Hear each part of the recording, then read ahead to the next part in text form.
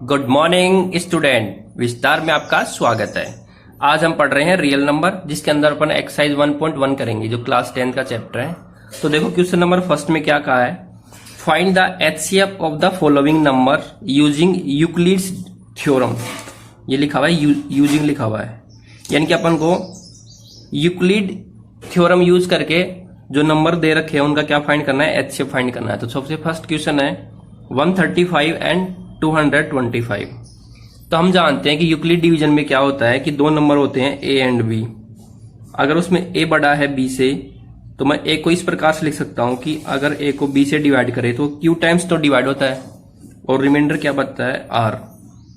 ठीक है, और आर जो होता है हमेशा बी से छोटा होता है और जीरो से बड़ा या जीरो के इक्वल होता है। ठीक है, अब यहाँ पे बन जाते हैं कि अगर आर जीरो हो जाता है तो वही अपना जिस नंबर से डिवाइड किया वही अपना एचसीएफ हो जाता है। अगर नहीं होता है तो फिर अपन स्टेप्स को क्या करते हैं, रिपीट करते हैं। तो सबसे पहले क्या लिखेंगे यहाँ पे, 225 इज ग्रेटर देन 135। ये हमें पता है, ये बड़ा है किससे, 135 से।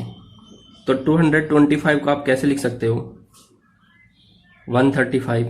ठीक है, यानी कि 225 को 135 से डिवाइड करने पर कितने टाइम जा रहा है, 1 टाइम जा रहा है। कितना बच गया रिमाइंडर, देखो कितना बच गया, 0, 9। ठीक है, अब रिमाइंडर 0 नहीं आया, कितना बच गया, 90 बच गया। तो अब किसके लिए करेंगे, 490 एंड 135। किसके लिए करेंगे, 490 एंड 135। तो इन दोनों में कौन सा बड़ा है, 135 बड़ा है 90 से। तो सेम स्टेप आ जाएगी यहाँ पे। तो देखो कितना आ जाएगा, 135 को मैं इधर लिखूंगा और इक्वल टू आ जाएगा 90 को डिवाइड, 135 को 90 से डिवाइड करते हैं तो 1 टाइम जाता है और बचेगा कितना, 45। इतना क्लियर है। अभी भी रिमाइंडर 0 नहीं आया तो फिर से रिपीट करेंगे, किसके लिए, अब 90 और 45। अगर ऐसे याद नहीं आ रहा तो 90 को इधर शिफ्ट कर देंगे और 45 को यहाँ, तो 90 तो यहाँ आ जाएगा, इक्वल टू आ जाएगा 45। कितने टाइम जा रहा है, 2 टाइम्स जा रहा है। 2 टाइम्स आते हैं तो कितना आ जाता है, 90 आ जाता है। तो रिमाइंडर यहाँ पे कितना बच गया, 0 बच गया। ठीक है, तो यहाँ पे रिमाइंडर 0 आ गया, तो यहाँ पे कह देंगे, कह सकते हैं अपन, हेंस एचसीएफ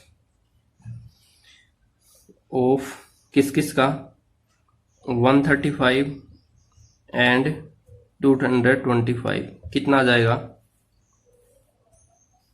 वो आता है 45 आ गया। इतना क्लियर है। तो इन दोनों का एचसीएफ कितना आ गया, 135। साथ ही साथ मैं आपको यहाँ पे एक कॉन्सेप्ट और बताना चाहूंगा कि 135 एंड 225 का एचसीएफ भी 45 है। इसी प्रकार ये जो अपना नंबर है, कौन सा वाला, 225 एंड 225 तो आ चुका ना, 135 एंड 90, इनका भी एचसीएफ कितना है, 45। ठीक है, 135 एंड 90 का एचसीएफ 1 है, एंड 90 एंड 45 इनका एचसीएफ भी कितना है, 45 है। तो देखो 45 किस किस का एचसीएफ है। अगर मैं इसको एक स्टेटमेंट में लिखना चाहूं तो मैं यहाँ पे लिख दूंगा, एचसीएफ तो कितना आ गया, 45। इतना समझ में आ गया ना। तो मैं यहाँ पे कह सकता हूं, क्या क्या कह सकता हूं, देखो एचसीएफ किस किस का, 225 एंड 135 का सेम होगा। एचसीएफ किस किस का, 135 एंड 90 का सेम होगा। एचसीएफ ऑफ किसका, 90 एंड 45, इन सब का क्या आएगा, सेम आएगा। वो कितना आएगा, 45 आएगा। कितना क्लियर है, यानी कि इन दोनों का भी एचसीएफ 45 है, इन दोनों का भी और इन दोनों का भी। तो यहाँ पे अपने पास 6 नंबर का एचसीएफ पता लग गया। क्लियर है इतना। तो यहाँ पे इसका इंपोर्टेंस हो जाता है, यूक्लिड डिवीजन जो थ्योरम है उसका यहाँ पे इंपोर्टेंस हो जाता है। ठीक है ना। देखो अब अगला क्वेश्चन करते हैं।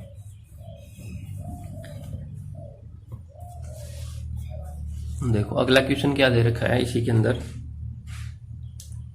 196 एंड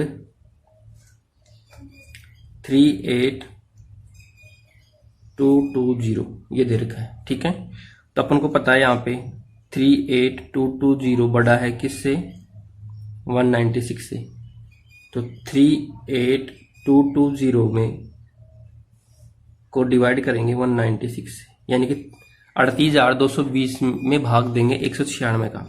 तो मैं भाग इस प्रकार से दूंगा कि या तो पूरा पूरा चला जाए या फिर कुछ रिमाइंडर बच जाए। तो यहाँ पे देखो अगर हम अप्रोक्सीमेशन लगाएंगे, अगर 10 से मल्टीप्लाई करता हूँ तो 1960 आता है, यानी कि 1960 आता है। अगर 100 से मल्टीप्लाई करता हूँ तब कितना आता है यहाँ पे, जब 100 से मल्टीप्लाई करेंगे तब यहाँ पे आता है 19,600। ठीक है, तो 100 से नहीं, अब अगर 200 से करते हैं तो कितना आ जाता है यहाँ पे, अगर 200 से करते हो तो देखो कितना आ जाता है, 12, 9 और 2 और आगे 2 जीरो, 2 और 1 3, 39,200 आ जाता है। ठीक है, इतना समझ में आ गया। इसका मतलब 200 से तो डिवाइड नहीं होगा, तो मैं चेक करता हूँ किससे, 19 से डिवाइड करके देख चेक करता हूँ। ठीक है, ठीक है, तो देखो कितना जाता है। तो यहाँ पे कितना आ रहा है देखो, 4,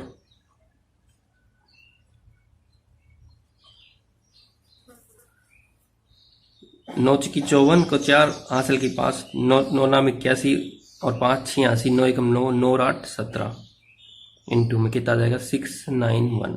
तो देखते कितना आता है, 4 6 और 6 12, 9 7 16 1 17, 2 और 1 3, 37 आ रहा है, इतना आ रहा है। ठीक है, इसका मतलब अगर मैं यहाँ पे जीरो लगा देता हूँ तो यहाँ पे ये जीरो लग जाता है। इतना क्लियर है, इतना क्लियर है ना। तो अब मैं क्या कर रहा हूँ, यहाँ पे 5 से ओल्ड मल्टीप्लाई कर रहा हूँ। किससे मल्टीप्लाई, 5 से, 195 से मल्टीप्लाई कर रहा हूँ। ऐसा क्यों कर रहा हूँ, क्योंकि स्टार्टिंग में अपने पास क्या है, जीरो है। कितना है, जीरो है। तो देखो 5 का 30, 9 पंजे 45 से 3 48, 5 एकम 5 और 4 9।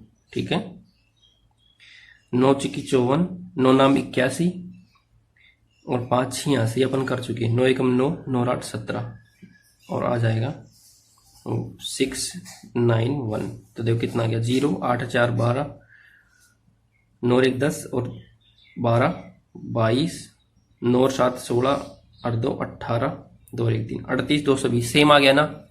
देखो 38 220 सेम आ गया, सिंपल मल्टीप्लाई किया, यानी कि कितने टाइम्स चला गया, 195 टाइम्स चला गया। 195 टाइम्स जाने पर कितना आ गया, कंप्लीटली डिवाइड हो गया। क्या हो गया, कंप्लीटली डिविजिबल हो गया। तो जब कंप्लीटली डिवाइड हो गया तो यहाँ पे रिमाइंडर क्या आ जाएगा, जीरो आ जाएगा। तो यहाँ पे अपन लिख देंगे हैंस एचसीएफ इक्वल टू क्या आ गया, 195। क्लियर है इतना। एचसीएफ क्या होता है, जिस नंबर से डिवाइड करने पर, जिस नंबर से डिवाइड करने पर, किससे डिवाइड किया अपन ने, 196 से डिवाइड किया ना। एचसीएफ क्या होता है, जिस नंबर से डिवाइड करने पर रिमाइंडर जीरो है वही उसका एचसीएफ होता है। तो किससे डिवाइड किया अपन ने, 196 से डिवाइड किया। कितने टाइम्स गया, यहाँ पे 195 टाइम्स गया। तो यहाँ पे a इक्वल टू तो है 38220, b इक्वल टू है 196 और q इक्वल टू है 195। ठीक है, अगर कंफ्यूजन आ रहा था यहाँ पे समझ लो। ठीक है, तो b होता है एचसीएफ, यही होता है एचसीएफ, जिससे डिवाइड करने पर रिमाइंडर जीरो आ गया ना, वही अपना एचसीएफ होता है। क्लियर है। अब देखो अगला क्वेश्चन, थर्ड वाले क्वेश्चन में क्या दे रखा है। थर्ड क्वेश्चन है 867, फर्स्ट का थर्ड है ये। ठीक है, 867 एंड 255। क्लियर है इतना। तो यहां पे मुझे पता लग रहा है 867 बड़ा है 255 से। ठीक है, तो 867 को मैं किस प्रकार से लिख सकता हूं, यानी कि 255 से डिवाइड करेंगे 867 को, कितने टाइम जाएगा, तो 25 पीछे लगभग 3 बार जाएगा। तो रिमाइंडर कितना बचेगा देखते हैं। तो यहाँ पे अलग से कर लेते हैं 867 को। ठीक है, दिख रहा है ना, 25 पीछे 5 3 15, 5 3 15 1 16, 3 2 6 1 7, कितना आ गया, 2 बच गया, 0 बच गया और 102 बच गया। कितना बच गया, 102। अब किसके लिए करेंगे, 102 के लिए और 255 के लिए। तो ये तो इधर आ जाता है, तो 255 तो इधर आ गया और ये यहाँ पे आ जाता है, तो ये आ गया 102 यहाँ पे आ गया। ठीक है, तो अब 255 को 102 से डिवाइड करेंगे तो 2 बार जाता है। 255 को डिवाइड करेंगे 102 से, तो 2 टाइम्स जाएगा। तो देखो कितना बच जाता है यहाँ पे, 255। अब ये तो कर चुके ना अपन, ये तो कर चुके, तो ये आ गया 255। ये कितना जाएगा, 402, तो ये बचेगा 150, 51 बच गया। कितना बच गया, 51 बच गया।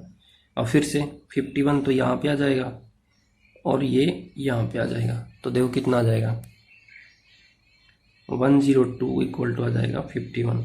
51 को 2 से मल्टीप्लाई करेंगे तो कितना आ जाएगा, पूरे पूरे टाइम चला जाएगा तो रिमाइंडर 0 आ जाएगा। तो यहाँ पे आ गया हेंस एचसीएफ कितना आ गया, जिससे डिवाइड किया, किससे डिवाइड किया, 51 से।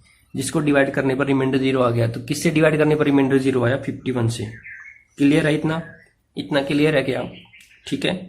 अगर अब तुमसे पूछे कि 867 और 255 का एचसीएफ भी कितना है, ये है 51 है। ठीक है। इसी प्रकार 255 एंड 102 का एचसीएफ भी कितना है, 51 है, सेम है ना। इसी प्रकार 102 एंड 51 का एचसीएफ भी कितना है, 51। क्लियर है इतना? तो यहां से अपना पता लग गया। ठीक है ना, समझ में आ गया। सिंपली क्या करना है, बड़े नंबर में छोटे नंबर से डिवाइड करना। जितने टाइम जा रहा है उसको यहाँ पे लिख देंगे और जितना शेषफल बच गया यहाँ पे लिख देंगे। फिर वापस शेषफल के लिए और ये इसके लिए करेंगे। ठीक है, यानी कि डिवीजर के लिए एंड रिमाइंडर के लिए करेंगे। तो डिवीजर और रिमाइंडर के लिए रिपीट करेंगे तो 255 को डिवाइड करेंगे अब 102 से। फिर जितने टाइम जा रहा है वो यहाँ लिख देंगे, यहाँ पर रिमाइंडर बच गया। फिर अगेन रिमाइंडर और डिवीजर। ठीक है, 102 के लिए क्या के लिए करेंगे तो पूरा पूरा चला जाता है। क्लियर है ना। अब देखो अगला क्वेश्चन नंबर सेकंड एक्सरसाइज का। आई थिंक आपको इतना समझ में आ गया होगा। देखो क्वेश्चन नंबर सेकंड में क्या बोला है, समझ लो क्वेश्चन को पहले। क्वेश्चन सेकंड बोला है सो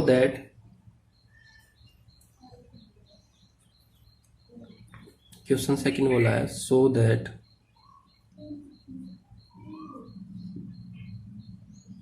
any odd positive integer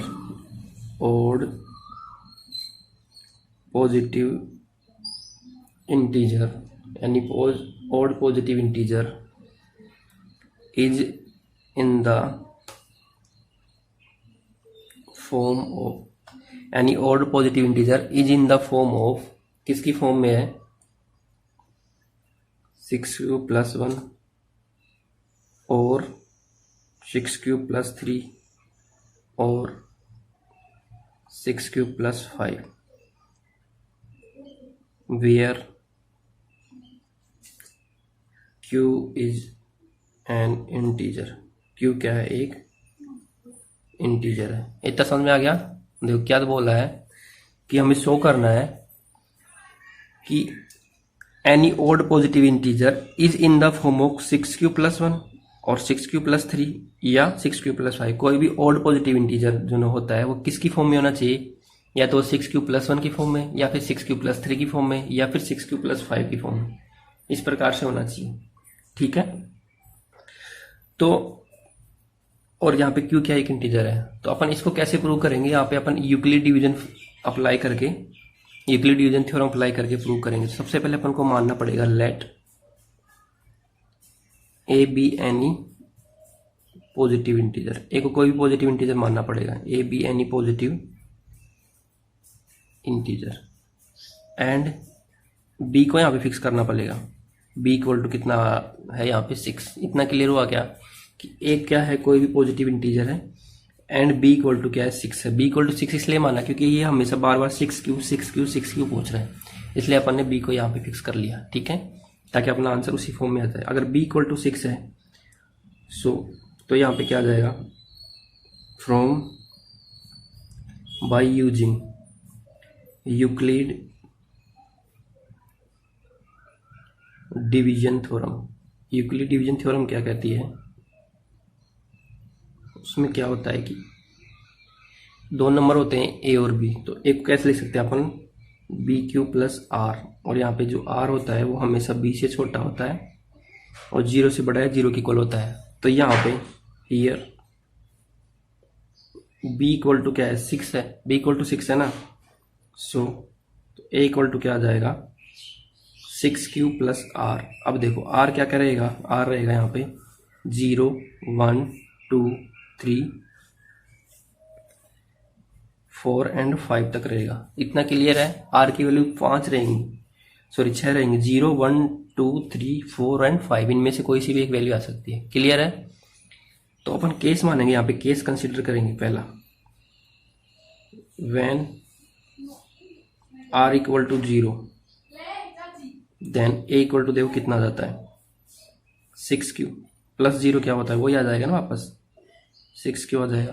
ठीक है, अगला when r equal to 1 then a equal to कितना आ जाएगा, जब r की वैल्यू 1 होगी तो a की वैल्यू कितनी आ जाएगी 6q प्लस 1 आ जाएगी। ठीक है, इसी प्रकार एक केस और ले लेते हैं यहाँ पे, when r equal to 2 then a की वैल्यू क्या आ जाएगी 6q प्लस 2। आई थिंक इतना समझ में आ रहा होगा। ठीक है, अब बाकी का सॉल्यूशन करने के लिए ऊपर वाले को मिटाना पड़ेगा। इतना क्लियर है ना?